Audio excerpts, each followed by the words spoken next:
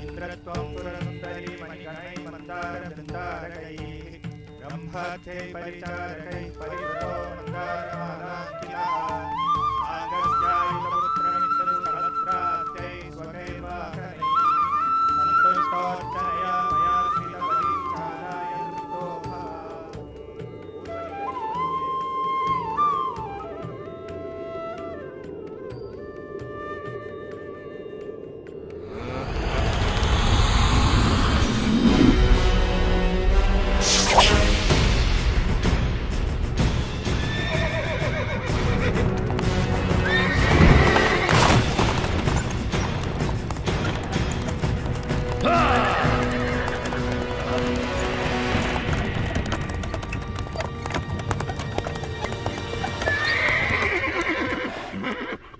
पृथ्वी पर मनुष्य आपको प्रसन्न करने के लिए यज्ञ कर रहे हैं देवराज इंद्र। ये ऋणी लोग आपका आभार प्रकट करने के लिए सब तरफ एकत्रित हुए हैं। होना भी चाहिए। इनकी खुशहाली मेरे हाथों में है। इन्हें ज्ञात होना चाहिए कि मैं बारिश का स्रोत हूँ जो इनके खेतों और भंडारों को अन्न से भरती है। संवर्तक, जो लोग मेरे लिए यज्ञ कर रहे हैं उन्हें वर्षा प्रदान करो।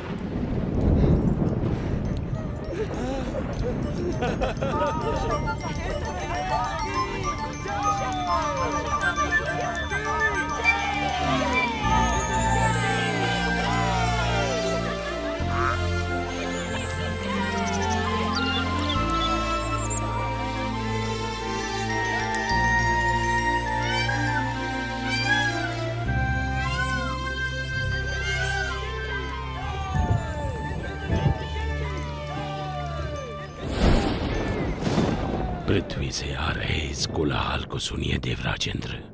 आप सचमुच सबसे शक्तिशाली हैं। स्वर्ग का देवता हूँ, इंद्र जो हूँ मैं। इंद्र, तुम अपनी मर्यादा भूल रहे हो। तुम केवल अपने कर्तव्य का पालन कर रहे हो, भगवान विष्णु का आदेश पूरा कर रहे हो। मैं जो चाहूँ करूँगा, मैं किसी का आदेश नहीं मानता। इंद्र, मैं तुम्हारा शिक्षक हूँ। तुम्हें अपने यश और कीर्ति का अभिमान हो गया है। मैं तुम्हें सलाह देता हूँ कि सुधर जाओ, अन्यथा तुम्हारा ये घमंड तुम्हें नष्ट कर देगा।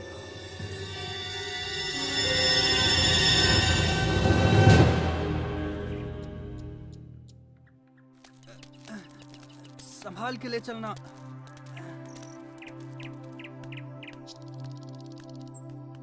बाबा, आप इंद्र के लिए यज्ञ क्यों कर रहे हैं? हमें इंद्र को प्रसन्न करने के लिए हर साल ये यज्ञ करना ही पड़ता है ताकि वो हमें बारिश दें।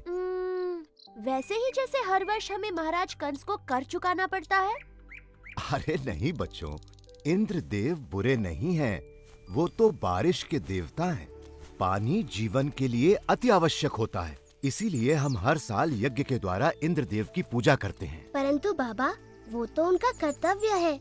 वो तो भगवान विष्णु के आदेश का पालन कर रहे हैं। देखो कृष्णा, ये बहुत पुरानी प्रथा है और हमें इसे तोड़ना नहीं चाहिए। बाबा, फिर हम धरती की पूजा क्यों नहीं करते जो हमें सब कुछ देती है, और सूर्य की जिससे जीवन मिलता है, और यमुना की क्यों नहीं? कृष्णा, तुम सही कहते हो, लेकिन ये संभव नहीं है। हम सदियों से चलती आ रही इस प्रथा को अकस्मात ही तोड़ नहीं सकते बेटा। परंतु बाबा, क्या हमें आंखें बंद करके प्रथाओं को मान लेना चाहिए? वो तो भगवान विष्णु हैं, जो इंद्र और सभी देवताओं को शक्ति प्रदान करते हैं। कृष्ण बिल्कुल सही कह रहा है। सभी देवता भगवान विष्णु के आदेशानुसार काम करते हैं। और वैसे भी वेदों में इंद्र के लिए अलग से यज्ञ का विधान नहीं है। हम ग्वाले हैं, हमारी संपत्ति हमारी गायें हैं, और वो भोजन के लिए निर्भर करती हैं इस गोवर्धन पर्वत पर। हम भी सभी चीजों के लिए गोवर्धन पर निर्भर करते हैं, इसलिए हमें गोवर्धन की पूजा करनी चाहिए, ना कि इंद्र की। मेरे वृंदावन के प्यारे मित्रों, हम सबको गोवर्धन पर्वत का हृदय से आभारी होना चाहिए। आप स्वयं ही देख लीजिए, गोवर्धन पर्वत के इन चमत्कारों को जो वृंदावन का जीवन है। हमारी गायें इसके जंगलों की घास चरती हैं और हमें मीठा मीठा दूध देती हैं। इसके झरने हमारी प्यास बुझाते हैं। इसके मैदानों में हमारी फसलें और फल उगते हैं। इसकी लकड़ी से बने घर हमें सुरक्षा देते हैं। मित्रों, हमारा जीवन इंद्र पर निर्भर नहीं करता, बल्कि गोवर्धन पर्वत पर निर्भर करता है। कृष्ण ठीक कहता है। आयुष्मान भव। ये सब इंद्रदेव की नहीं, गोवर्धन की कृपा है। इसलिए मित्रों, सब लोग अपना अपना चढ़ावा एकत्रित करें। हम सब गोवर्धन की पूजा करेंगे।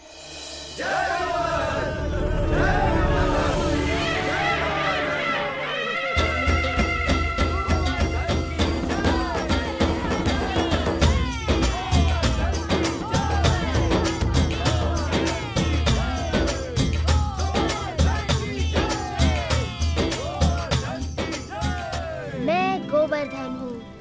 मैं तुम्हारी प्रार्थना से बहुत प्रसन्न हूँ। अगर तुम सभी अपने पशुओं के साथ मेरी परिक्रमा करोगे तो मैं बहुत प्रसन्न होऊंगा।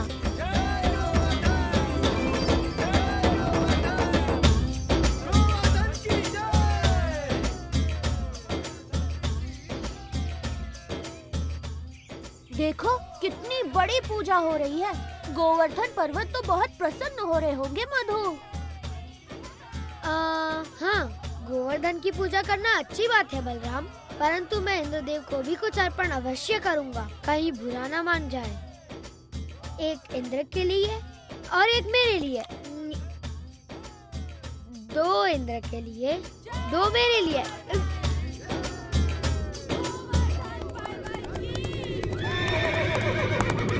देखिए तो, वृंदावन वासी गोवर्धन पर्वत की पूजा कर रहे हैं। ये तो बड़े अचरज की बात है। उनकी ये हिम्मत! मुझे तुरंत इंद्र को सूचित करना होगा।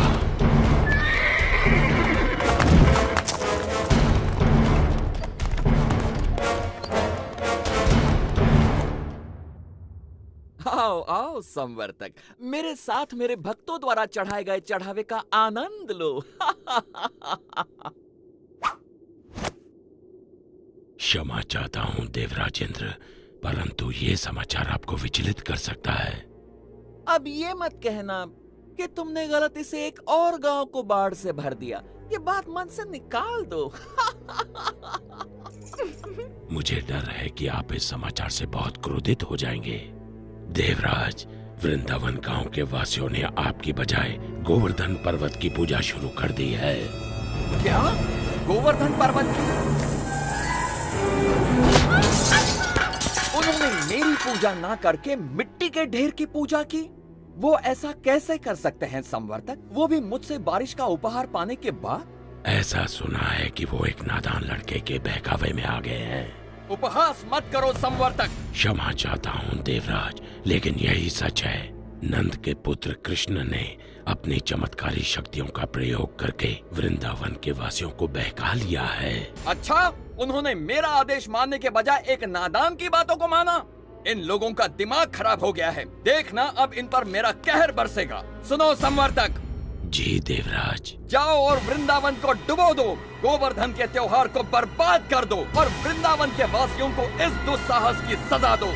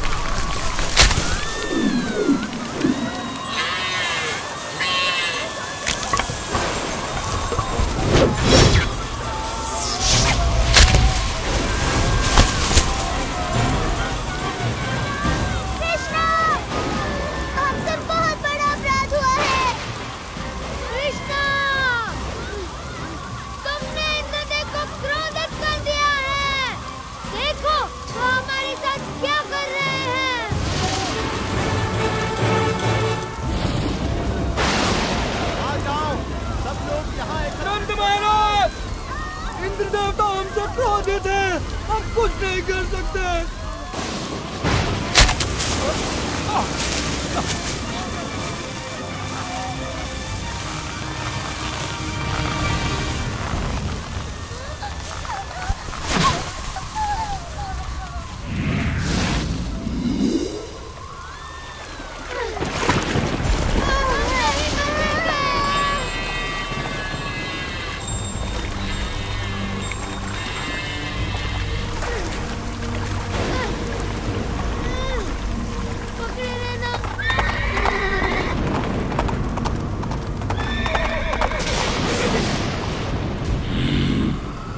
वृंदावन के लोग अब जल्द ही उस लड़के की बात सुनने पर पछताएंगे।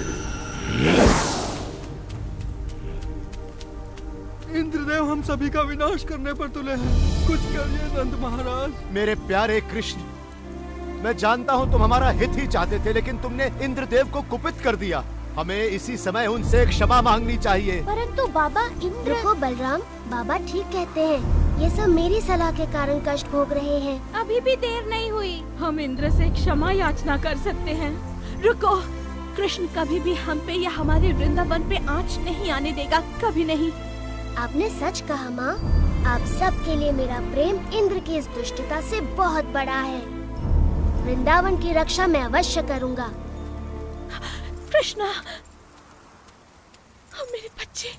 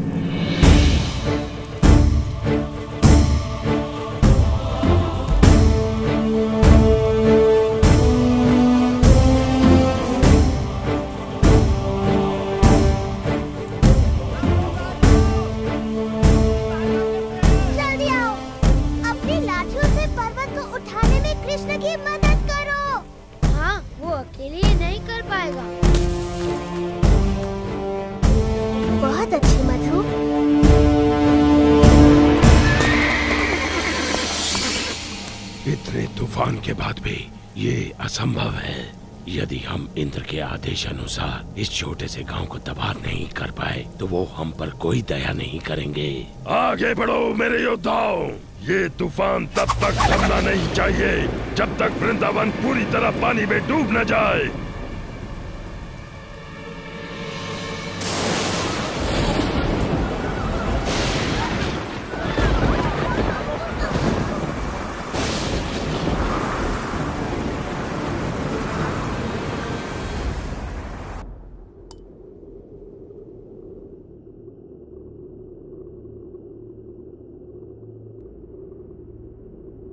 देवराज, आओ संवर्तक, बहुत थके हुए लग रहे हो। बैठ जाओ और सब विस्तार पूर्वक सुनाओ। बताओ, क्या तुम्हारे तूफान के बाद भी वृंदावन का कोई चिन्ह बचा है? देवराज, आपके योद्धाओं ने पिछले 6 दिन और 6 रातों से तूफान मचा रखा है, जिसमें आग की तरह बिजली कड़क रही है और घनघोर वर्षा हो रही है। मनुष्य ने इससे पहले ऐसा दृश्य कभी नहीं देखा। अच्छा है, बहुत अच्छा है। अब तक तो वृंदावन पूरी तरह डूब चुका होगा। काश मैं ऐसा कह पाता देवराज इंद्र, लेकिन सच ये है कि हमारे तूफान भी कृष्ण के सामने नहीं टिक पाए। मेरे तूफानी योद्धा एक बच्चे से परास्त हो गए। उसने गोवर्धन पर्वत को अपने सिर पर उठा रखा है और वो वृंदावन वासियों और उनके पशुओं की रक्षा कर रहा है। हम परास्त हो गए। लगता है तुम्हारी आंखों को धोखा हुआ है संवर्तक। 6 दिनों से कड़क रही बिजली ने तुम्हें अंधा कर दिया है। मेरे वाहन ऐरावत को बुलाया जाए। मैं स्वयं वृंदावन जाकर इस चमत्कार को देखना चाहूंगा।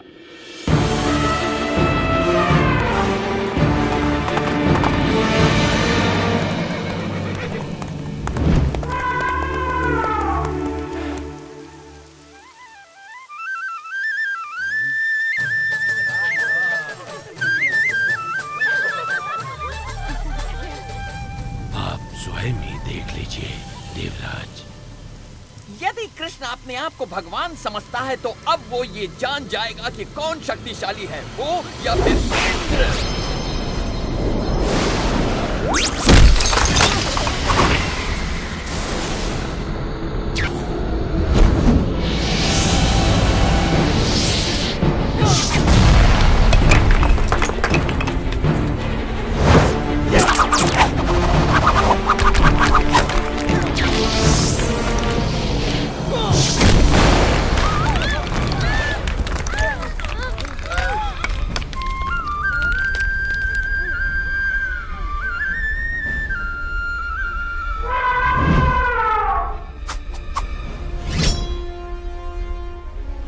इंद्र के क्रोध से बच नहीं सकते। कृष्ण की बात मानने का दंड भुगतना होगा।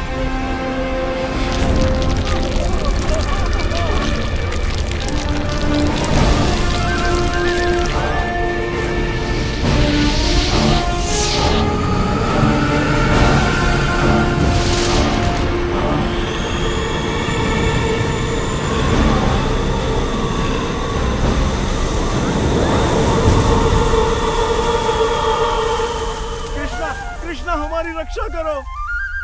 इंद्र गोवर्धन पर्वत को नष्ट कर रहे हैं। इंद्र कुछ नहीं बिगाड़ सकते, भय मत करो।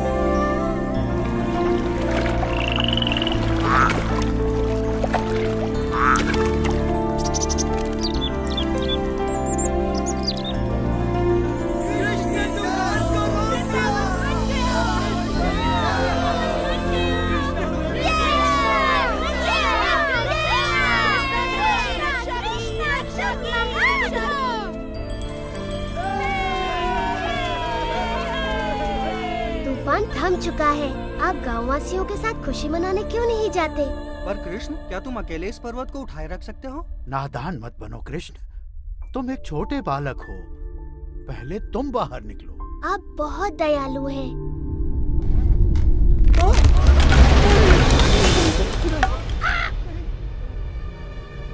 आप सचमुच चाहते हैं मैं पहले चला जाऊं? नहीं, रुको! मुझे छोड़कर मत जाओ!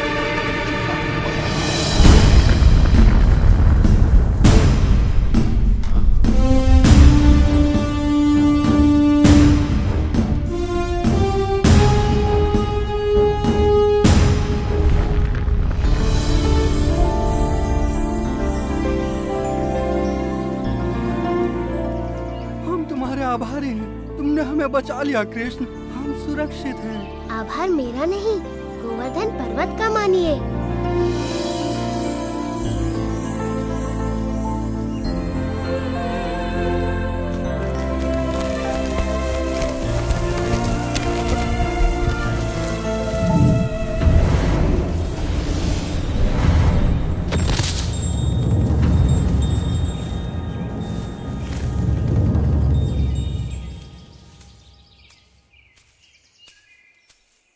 देवराज इंद्र, मैंने देखा आप मुझसे कितना स्नेह करते हैं। अन्यथा मेरे प्रतिकार के बाद भी आप मुझसे मिलने यहाँ क्यों आते? कृष्ण, प्रतिकार तो मैंने किया है आपका। मैंने बहुत बड़ी मूर्खता की। भूल गया था कि मुझे शक्तियाँ आप ही से प्राप्त होती हैं। मैं सदैव आपका सेवक रहूंगा। मैं आपसे क्षमा मांगता हूँ। देवराज, आपको अपनी शक्ति का बहुत अभिमान हो गया था और ऐसा मैंने इसलिए किया ताकि आपका अभिमान तोड़ सकूं। जाइए, मैं आपको क्षमा करता हूँ।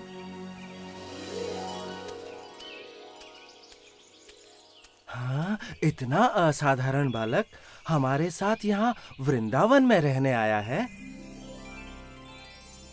मैं तो बस इतना जानती हूँ कि ये मेरा प्यारा बच्चा है, मेरा दुलारा कृष्णा। कृष्णा की जय हो, जय